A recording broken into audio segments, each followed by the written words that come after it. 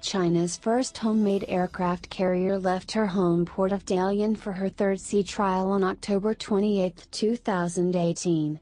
The Type 001A flat top could commission into frontline service as early as 2019, according to the U.S. Defense Department, growing Beijing's carrier force to 2 and giving China the world's second biggest flat top fleet. The new trial will test the vessel's weapons system, control system and communications system, Wang Yunfei, a retired Chinese Navy officer, told Global Times.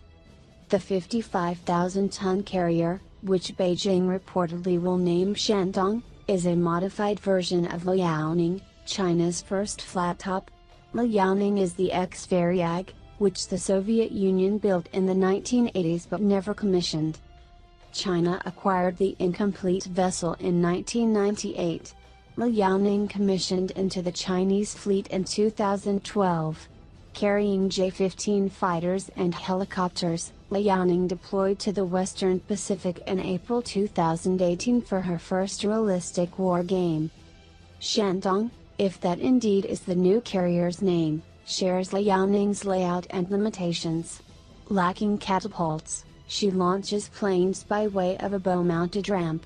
That arrangement places hard limits on how heavy Liaoning's aircraft can be, and how much weaponry and fuel they can carry. The U.S. Navy's own carriers use steam catapults to launch aircraft weighing as much as 50 tons. By contrast, Liaoning's ramp layout probably limits aircraft to a maximum weight of 30 tons, a former Chinese Navy source revealed. A J-15 weighs nearly 20 tons empty. Fuel accounts for most of the available 10-ton payload on most missions, limiting the fighter's weapons loadout to just a few small missiles. But future carriers could be better as China's decades-long investment in naval aviation begins to pay off. Observers speculate China may eventually field a force of 4 to 6 aircraft carriers, meaning Liaoning, the Type 001A carrier and 2 to 4 additional carriers. Ronald O'Rourke, a naval expert with the U.S. Congressional Research Service, reported in August 2018. A third Chinese carrier that's under construction in Shanghai reportedly features catapults.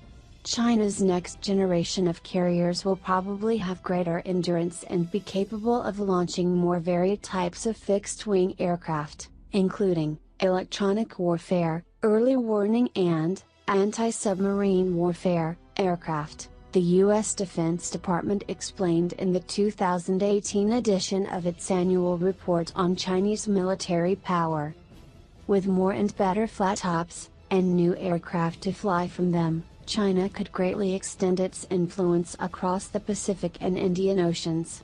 By 2020, carrier-based aircraft will be able to support fleet operations in a limited air defense role, Jesse Korotkin, the Office of Naval Intelligence's top China analyst, said in 2014.